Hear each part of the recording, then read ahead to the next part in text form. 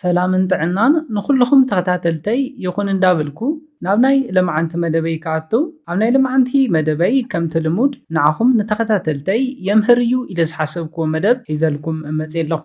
ናይ ልምዓንቲ መደበይ ዘልዕሎ ደቂ ኣንስትዮ ካባና ካብ ደቂ ተባዕትዮ ዝደልዮ ነገራት ብዙሕ እዩ። ንልምዓንቲ ግና ናብ 6 ኣሕፅር ኣቢልና ክንሪኦም ኢና። ተቐራሪብኩም ተፋቲኹም ርክብ ጀሚርኩም እንዳሃለኹም እዚኦም ነገራት ጥራሕ እኹላት ኣይኮኑን። እዘን ቀፂለ ዝሕብረልኩም 6 ነገራት ካባና ግድን ይደልዮ እየን። እስካብ ናይ መደበይ ፍጻመ ሓቢርኩም ንጽንሑ። ነዚ ቻነል ሓደሽቲ ዝኾንኩም ሰብስክራይብ ብምግባርን ነታ ናይ ደውል ምልክት ሓንቲ ሻዕ ብምንካን ዝተፈላለዩ ናይ ጾታዊ ርክብ፣ ናይ ጥዕና ከምኡውን ናይ ሓዳርን ናይ ፍቕርን ህይወት ኢንፎርሜሽን ትረኽብሉ ቻነል ስድራ ንኽትኮኑ ብኽብሪ ንሓትት። መደብና ናብ ብዙሓት በፂሑ ትምህርቲ ንኽወስድሉ ላይክ ጌርኩም ጀምርዎ። ስድራን ዝኾንኩምኒ እንዳመስገንኩ ናብ መደበይ ክምለስ። እቲ ቀዳማይ ንሪኦ ደቂ ኣንስትዮ ክንፈልጠለን ዝደልዮ ኣብ ርክብኩም ብዛዕባአን እንታይ ከም ትሓስቡ ክፈልጣ ይደልያ እየን። ንኣብነት እንታይ እዩ ፈትይዎ? መልክዐይ ድዩ ዋላስ ሰውነተይ? ኣከዳድናይ ድዩ ዋላስ ዕላለይ? ብዛዕባ ስርሐይከ እንታይ ይሓስብ? ስለምንታይ እዩ ኸ ርእይቶ ዘይህበኒ ሓሳባቱ ዘይገልጸለይ እንዳበለት ክትሓስብን ክትጭነቕን እያ። ንዓኻ ድማ ካብቶም ካልኦት ደቂ ተባዕትዮ ዝተፈለኻ ከም ዝኾንካ ገይራ ኣይተሓስበካን። ስለዝኾነ ብዛዕባ ርክብኩም እንታይ ከም ትሓስብ እንታያ ከም ትፈትወላ ክትፈልጥ ስለትደሊ ግድን ክትነግራ ኣለካ። ቅልል ዝበለ ነገር ክመስለኩም ይኽእል እዩ፣ ኮይኑ ግና ብጣዕሚ ኣገዳሲ ነገር እዩ።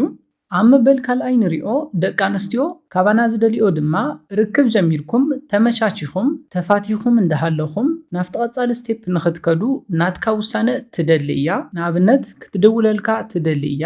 ንምንታይ በብግዚኡ ዘይድውለለይ ኢላ ኸይትሻቐል ኣብ መንጎኹም ንፋስ ከይኣትው ደውለላ፣ ውሳንኻ ንገራ።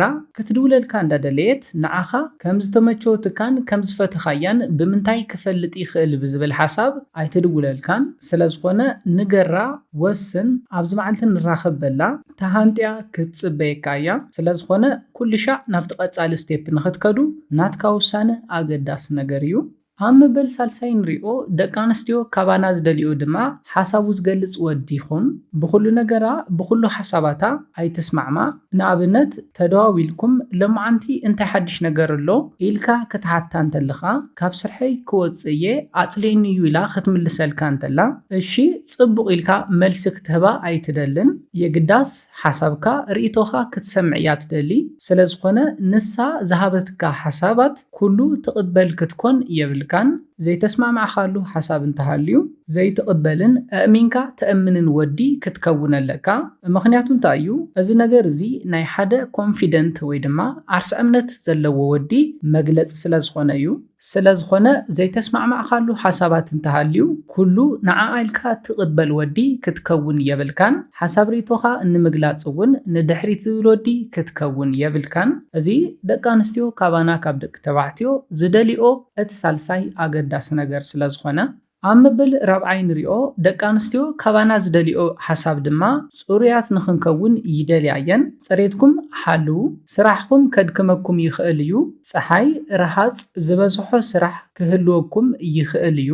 ኮይኑ ግና ምስ ርስሓትኩም ምስ ረሃፅኩም ምስአን ክትድቅሱን ክትሓቕፍውንን ኣይደልያን። ስለዝኾነ ጽሬት ኣገዳሲ ነገር ከም ዝኾነ ፈሊጥኩም ዋላ ዘድክም ዘጨናንቕ ናይ ረሃፅን ናይ ፀሓይን በዝሒ ዘለዎ ስራሕ እንትስራሕኩም እውን ንፅሬትኩም ግዜ ክትህብዎ ኣለኩም። ንሰን ፅሬተን ዝሕልዋ ዝተፈላለዩ ጨናታት ዝልከያ ንዓና ንደቂ ተባዕትዮ ኢለን ስለዝኾና ንሕና እውን ከምኡ ክንገብረለን ኣለና። ፅሬትና ብምሕላው ዝበለፀ ክንሕጉሰን ይደልያ እየን። ኣብ መበል ሓምሻይ ንሪኦ ደቂ ኣንስትዮ ካባና ዝደልዮ ድማ ፈተኻ ፀላእኻ ሶሻል ሚድያኻ ትከታተሎ እያ። ሓደ ግዜ ምስ ፍቕሪ ርክብ ካብ ጀመርካ ካብ ምስ ካልኦት ዕላል ክትርሕቕ ኣለካ። ምስ ብዙሓት ዕላል ብዝጀመርካ ቁፅሪ ትጥርጥረካ እያ። ስለዝኾነ ሶሻል ሚድያኻ ብምልኡ ኣፅርዮ። ኣብ ዝመረፅካያ ጓል ኣንስተይቲ ወሲንካ ፅናዕ። ሶሻል ሚድያይ ኣይትሪኦን ኢልካ ምስ ዝተፈላለዩ ደቂ ኣንስትዮ ዕላል ክትጅምር የብልካን። ፈተኻ ፀላእኻ ሶሻል ሚድያኻ ስለትከታተሎ። ኣብ መበል ሻድሻይን ናይ መወዳእታን ንሪኦ ደቂ ኣንስትዮ ካባና ዝደልዮ ነገር ድማ ሰማዒ ክንኮነለን ይደልያ እየን። ደቂ ኣንስትዮ ብዙሕ ከም ዘዕልላ ከም ዝዛረባን ባዕለን እውን ይፈልጥኦ እየን። ብዛዕባ ስራሕ፣ ብዛዕባ ስድራ፣ ብዛዕባ መሓዙታ ኮታስ ብዛዕባ ብዙሕ ነገራት ይዛረባ እየን የዕልላ እየን። ኣብዚ ግዜ ተዛሪባ ዕሊላ ምስ ወድአት እሞ እንታይ ትሓስብ ኢላ ክትሓተካ እንተላ ንስኻ ድማ ብዛዕባ እንታይ ኢልካ እንተመሊስካላ ብጣዕሚ ክትናደድ ክትሓርቕ ትኽእል እያ። ኣትሊስት ካብተን ዝተዛረበተን ሓደ ክልተ ቁም ነገር እውን ክትዝክር ክትሙክር ኣለካ። ሰማዕ ወዲ ብጣዕሚ ይደልያ እየን። ስለዝኾነ ዋላ ሽሕ ግዜ ትዛረብ ንነዊሕ ሰዓታት ትዛረብ ናይ ግድን እዝኒ ሂብካ ክትሰምዓ ኣለካ። ብዘይካኻ ንመን ክትዕልሎ ስምዓያ ኣዕልላ ሸለል ሱቕ ኣይትበላ። ደቂ ኣንስትዮ ሰማዕ ወዲ ብጣዕሚ ስለ ዝፈትዋ ስለዝኾነ ኣብ መወዳእታ ርኢናዮ ዘለና ደቂ ኣንስትዮ ካባና ዝደልዮ ነገር ድማ እንታይ እዩ ሰማዕ ወዲ ንኽንኮነለን ከም ዝኾነ ብምፍላጥ ክትሰምዐን እውን ኣለካ። እዘን 6 ደቂ ኣንስትዮ ካባና ዝደልዮ ሓሳባት ናብ ሂወትኩም ኣእቲኹም ብሉፅ ፍቕሪ ዝመልኦ ምቅርራብ ምትሕልላይ ዝመልኦ ሂወት ንኽትነብሩ ክሕብረልኩም ይደሊ። ንሎሚ ሒዘልኩም መፅእ ዝነበርኩ መደብ ነዚ ይመስል ነይሩ። ካብ ናይ ሎማዓንቲ መደበይ ዝኾነ ሓድሽ ነገር ከም ዝሓስኩም ተስፋ ይገብር። ነዚ ቻነል ሓደሽቲ ዝኾንኩም ሰብስክራይብ ብምግባርን ነታ ናይ ደውል ምልክት ሓንቲ ሻዕ ብምካን ዝተፈላለዩ ናይ ፆታዊ ርክብ፣ ናይ ጥዕና ከምኡውን ናይ ፍቕርን ናይ ሓዳርን ሂወት ኢንፎርሜሽን ትረኽብሉ ቻነል ስድራ ክትኮኑናን ከተተባብዑናን ብክብሪ ንሓትት። መደብና ናብ ብዙሓት በፂሑ ብዙሓት ኣሕዋትና ትምህርቲ ንክወስድሉ ላይክ ሼር ምግባርኩም ኣይትረስዑ። ሓሳብ ርእቶኹም ንቻነልናን ንመደብናን ንምዕባይ ስለ ዝሕግዘና ሓሳብ ርእቶኹም ብኮሜንት ገለጹልና። ብኻሊ መደብ ብኻሊ ሓሳብ እስካብ ንራኸብ ሰላምን ጥዕናን ንኹላትና ይቀኒየለይ።